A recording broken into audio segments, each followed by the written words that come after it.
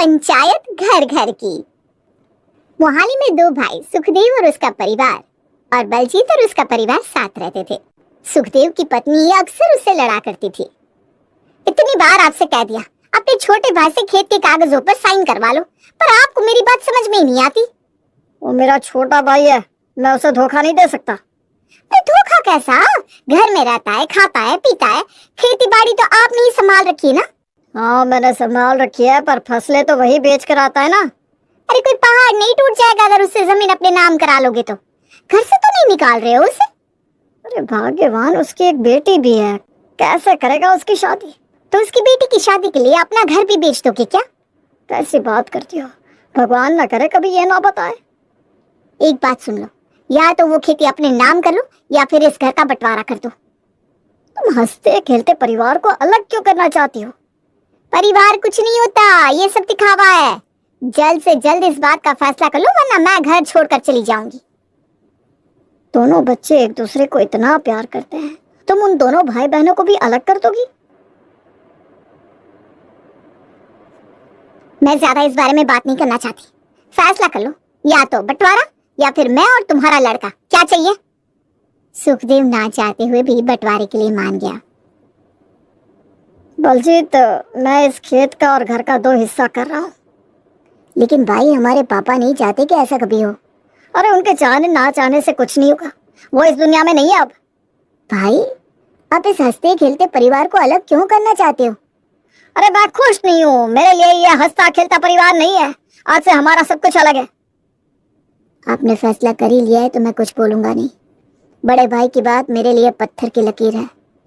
प्रीति ने जैसा चाहा वैसा हो गया। बंटवारे से प्रीति के अलावा कोई भी खुश नहीं था। सुनिए जी, खाना परोस दो आपको। ऐसे कब तक भूखे रहेंगे?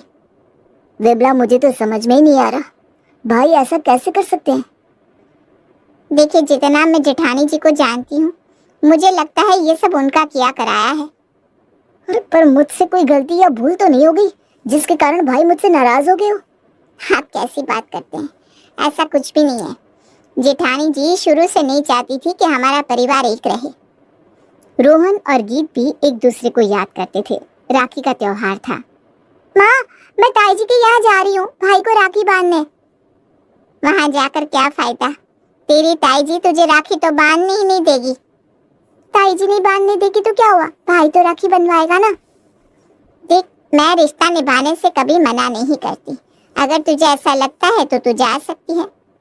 गीत अपने गेट से निकलकर रोहन के गेट में घुसती है। क्या बात है, राखी पर भाई की याद आ गई या फिर पैसों की याद आ गई? नमस्ते ताई जी, भाई की तो हमेशा ही याद आती है। मैं पैसे लेने नहीं आई हूँ, मैं तो भाई को राखी बांधने आई हूँ। अरे मुझे मत बताओ, सब पता है मुझे तेरा बाप कितना निकम्मा है। भेजा होगा तुझे कि राखी बांध और कुछ पैसे लेकर आ। आप मेरे पापा के बारे में इस तरीके से बात नहीं कर सकती। मुझे कोई पैसा नहीं चाहिए, मुझे बस अपने भाई को राखी बांधनी थी। उसका एग्जाम है, वो पढ़ रहा है और वो राखी बंधवाने बाहर नहीं आ सकता। ठीक है, तो मैं ही उसे राखी बांध देती हूँ। इस घर में तो कदम रख लिया, लेकिन इसके आगे आने की तुझे कोई जरूरत नहीं है। जा अपने घर, कोई राखी वाखी नहीं बनवानी। वक्त गुजरा। अब रोहन की शादी तय हो गई थी। माँ, अब तो भाई की शादी हो गई है, देखना अब सब कुछ ठीक हो जाएगा। मैं दुआ करूंगी बेटा कि जल्द से जल्द इस घर में वापस से खुशियां आ जाए। माँ सच कहूं, मैं बहुत खुश हूँ भाई की शादी के लिए। तेरी ताई ना बहुत बेकार है। वैसे वो तेरी भाभी को देखने ही दे, वही बहुत बड़ी बात है। मिलने की ख्वाहिश तो छोड़ ही दे तू। क्या पता भाभी आए तो ताई सुधर जाए और सबका मन बदल जाए। रोहन की शादी सोनी से हो जाती है। शादी होने के बाद अगले दिन ही प्रीति अपनी बहू को सिखाना शुरू कर देती है। सुना बहू, ये मेरा हुक्म मानो या मेरा सुझाव, और कुछ भी कर लो, पर इस घर में एक काम तुम नहीं कर सकती। जी माँ जी, जो आप कहेंगी मैं आपकी सारी बात मानूंगी। देखो, हमारे घर के पास में जो पड़ोसी है ना, वो बिल्कुल भी अच्छा नहीं है। तुम उनसे कभी भी बात नहीं करोगी। पर आप ऐसा क्यों कह रही हैं माँ जी? ज्यादा सवाल पूछने की जरूरत नहीं है। तुम्हें इस घर में जैसे रहना है रह लो, जो करना है करो, पर इन पड़ोसियों से बात नहीं करनी, मतलब नहीं करनी। एक दिन सोनी छत पे कपड़े सुखाने जाती है। सोनी के पड़ोसी जसमीत भी छत पर ही घूम रही थी। अरे अब तो रोहन भैया की पत्नी है ना, नजर ना लगे, अब तो बहुत खूबसूरत है। आपका बहुत बहुत धन्यवाद। मैं आपसे एक बात पूछ सकती हूँ अगर आप किसी से ना कहे तो? हाँ हाँ बिल्कुल पूछिए जी, मैं आपकी बातें किसी को नहीं बताऊंगी। ये जो हमारे साथ वाले पड़ोसी है ना, मेरी सासू माँ ने इनसे बात करने के लिए क्यों मना किया है? क्या ये लोग बुरे हैं? अरे नहीं जी भाभी, ये तो बहुत अच्छे लोग हैं, और आपको पता है रिश्ते में ये आपके सगे चाचा लगते हैं। तो फिर माँ जी ने मुझे इनसे बात करने के लिए मना क्यों किया? वो तो बंटवारा होने के बाद दोनों लोग अलग हो गए हैं। गीत अपनी भाभी को देखने के लिए छत पर जाकर नीचे आंगन की तरफ देख रही थी। तो छत से मेरे घर में ताका झांकी कर रही है, शर्म नहीं आती तुझे? नहीं ताई जी, मैं तो बस भाभी को देखना चाहती थी। अरे मैं जानती हूँ जासूसी कर रही है तू। मेरी घर की बहू के घर से क्या आया है क्या नहीं, यही ना? नहीं नहीं, ऐसा कुछ नहीं है ताई जी। अरे कोई जरूरत नहीं है मेरी बहू को देखने की। दीवार ऊंची कर दूंगी ना तो सारी ताका झांकी बंद हो जाएगी। गीत घर के अंदर चली जाती है। प्रीति जाकर अपनी बहू को डांटती है। तुझे कहा था ना कि पड़ोसी से बात करने की कोई जरूरत नहीं है। माँ जी, वो तो मेरे सगे चाचा जी हुए, उनसे कैसी दूरियां? अरे कोई जरूरत नहीं है इन लोगों की शक्ल देखने की। इनकी शक्ल देख के ना सारे काम खराब हो जाते हैं। ठीक है, आप जैसा कहती हैं मैं वैसा ही करूंगी। कुछ दिन बाद प्रीति सामान खरीदने बाजार जाती है। सोनी छत पर जाके गीत को बुलाती है। दीदी नमस्ते, मैं आप लोगों से बहुत वक्त से मिलना चाहती थी, माफ करिएगा मैं मिल नहीं सकी। भाभी आप तो बहुत सुंदर है, एकदम हीरोइन जैसी। आपको माफी मांगने की कोई जरूरत नहीं है, हम ताई जी को बहुत अच्छे से जानते हैं। दीदी, माँ जी दिल की बुरी नहीं है, पर न जाने वो आप लोगों के साथ ऐसा क्यों करती हैं। भाभी मैं जानती हूँ ताई जी दिल की बुरी नहीं है। हम दोनों के परिवार में खेत और इस घर को लेकर लड़ाई झगड़े के कारण बंटवारा हो गया था। पर बंटवारा हुआ क्यों था? ताई जी को ऐसा लगता था कि ताऊ जी ये घर जमीन सब कुछ मेरी शादी में मेरे लिए लुटा देंगे। अरे तो क्या हो गया, तुम भी उनकी लड़की की तरह ही तो थी, उनकी सोच में गलत क्या था?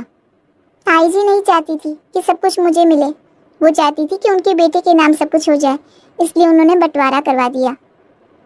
और पापा जी ने इस बंटवारे को रोका नहीं? भाभी, जब से पापा और ताऊ जी अलग हुए हैं ना, तब से दोनों ही उदास रहते हैं। वो दोनों तो कभी अलग होना ही नहीं चाहते थे। आपसे मिलकर बहुत अच्छा लगा, मैं नीचे जाती हूँ, माँ जी आ गई तो हंगामा कर देंगी। कुछ समय बाद गीत की शादी एक बहुत बड़े घराने में तय हो गई। गीत ने ये बात सोनी को छुप कर बताई। भाभी, मैं आपसे कुछ कहना चाहती हूँ। जी दीदी बताइए ना, पर उससे पहले मैं ये कहना चाहती हूँ कि मैं आपके इस रिश्ते से बहुत खुश हूँ। भाभी आप तो जानती है ना, पैसा ना होने के कारण मैं ज़्यादा पढ़ लिख नहीं सकी, और उसकी वजह से आज एक प्रॉब्लम है। अरे ऐसी क्या प्रॉब्लम हो रही है, आप मुझे बताइए, क्या पता मैं सॉल्व कर दूँ। भाभी, जिनसे मेरी शादी होने वाली है उन्होंने मुझे एक चिट्ठी लिखी है, और मैं ना ये चिट्ठी पढ़ ही नहीं पा रही हूँ, आप मुझे पढ़ के सुनाएंगी?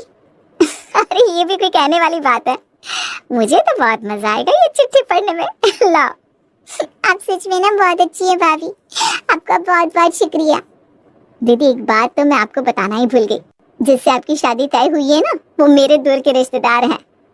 भाभी ये तो और खुशी की बात है, मैं अभी जाकर मम्मी को बताती हूँ। गीत की अमीर घर में शादी होने के बाद उसकी ताई जी को पता लग जाती है। ये तो बहुत बड़े घर के लोग हैं और बहुत अमीर भी। अगर इस लड़की की शादी उस घर में हो गई, मेरा तो सब कुछ धरा का धरा ही रह जाएगा। मेरे होते हुए ऐसा नहीं हो सकता, मैं इस लड़की की शादी उस अमीर घर में कभी होने ही नहीं दूंगी। प्रीत गीत के ससुराल वालों को अपने घर बुला लेती है।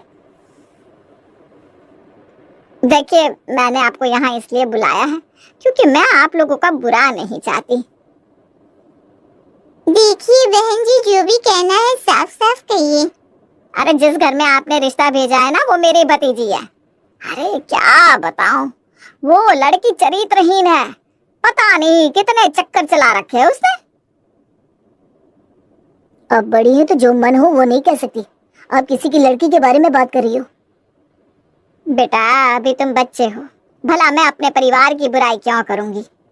अगर आप सच कह रही है तो मैं इस घर में रिश्ता नहीं करूंगी, पर आपको ये बात साबित करनी होगी। अरे जी बिल्कुल, मैं ये बात साबित कर सकती हूँ। मेरी बहू सोनी, उसे तो आप अच्छे से जानते हो। हाँ जी, वो तो हमारी बेटी जैसी है। शुरू से लेकर आज तक उसने कभी झूठ नहीं बोला। वो बहुत सभ्य और सुशील लड़की है।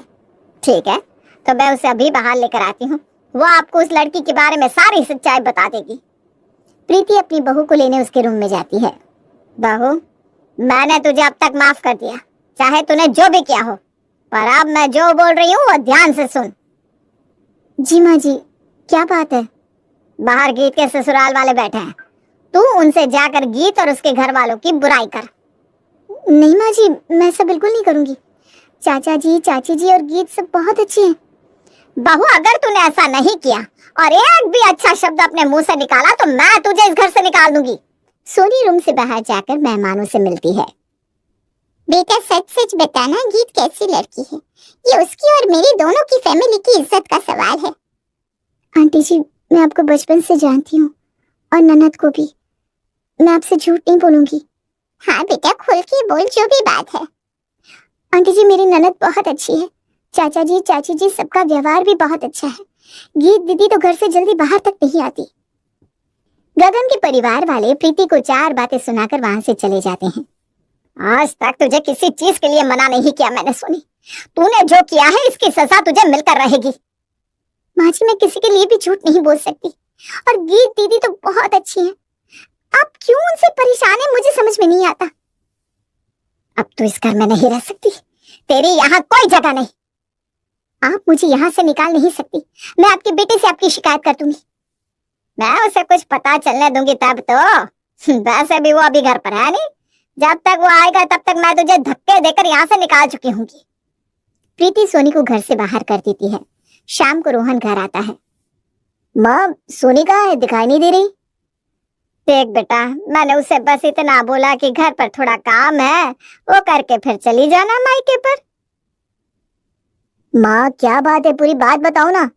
अरे बेटा, उसने तो मुझे इतनी खरी खोटी सुनाई और देख मुझे जोर का धक्का देकर चली गई। माँ, ये चोट अब मुझे दिखा रही हो? कितना खून निकल रहा है, पहले दिखा नहीं सकती थी? अरे बेटा छोड़ना, घर की बात है, कोई बात नहीं। वो भी किसी की लड़की है, बच्ची है, अभी अकल नहीं है। कोई बच्ची बच्ची नहीं होता माँ, तुमसे ऊपर मेरे लिए कोई नहीं। और अब उस लड़की के लिए इस घर में कोई जगह नहीं। नहीं नहीं बेटा, ऐसा मत बोल। कहाँ जाएगी बेचारी? यही तो उसका असली घर है। कह दिया तो कह दिया, बस अब वो इस घर में कभी कदम नहीं रख सकती। कुछ दिनों बाद गीत की रोहन से मुलाकात होती है। भाई, भाभी को घर ले आओ प्लीज। देख गीत, मैं तुझे सगी बहन जितना प्यार करता हूँ, लेकिन तेरी भाभी ने जो किया है उसके बाद मैं उसे घर में कभी नहीं ला सकता। भाई, भाभी ने कुछ नहीं किया। जो कुछ किया ताई जी ने किया है। क्या कह रही हो तुम? भाई, मेरे लिए जो रिश्ता आया था वो भाभी के रिश्तेदार थे। ताई जी ने मेरे रिश्ते को तोड़ने के लिए भाभी से मेरे बारे में बुरा बोलने को कहा और भाभी ने उनकी बातों से इनकार कर दिया। पर गीत, माँ ऐसा क्यों करेगी? भाई, ताई जी ने ही ये किया है।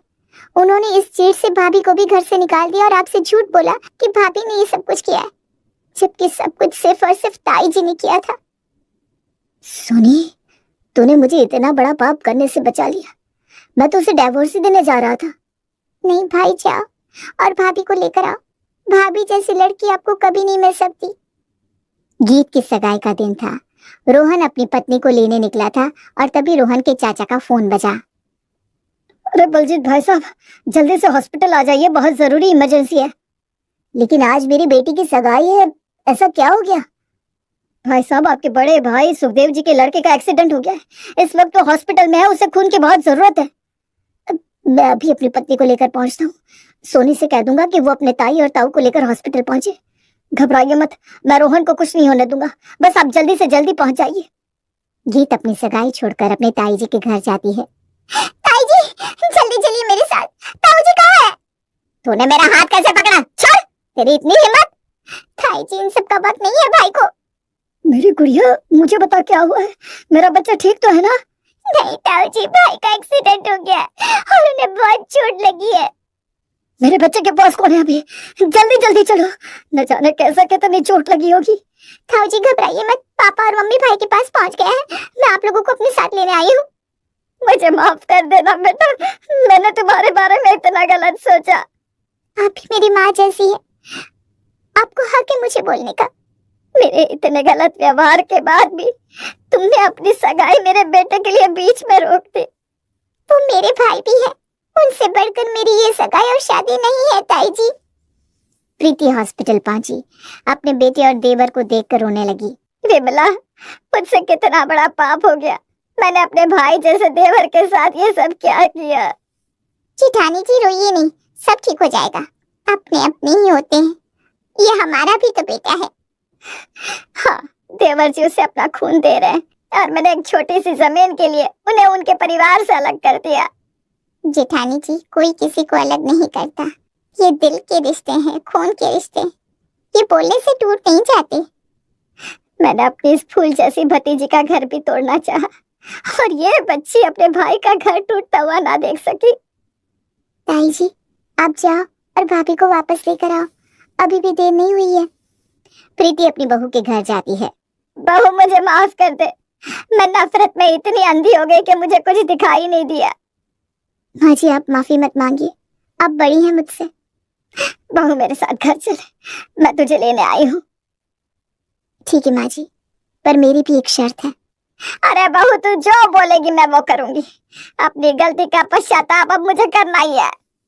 माँ जी, आप घर की उस दीवार को गिरा दो जिसकी वजह से ये दूरियां हैं। हाँ हाँ बेटा, वो दीवार तो मैं गिरवा ही दूंगी। माँ जी, उस दीवार के साथ साथ मन में से ये नफरत की दीवार भी गिरा देना। अपने हमेशा अपने होते हैं। प्रीति घर और मन की दीवार गिराकर सबको अपना मान लेती है।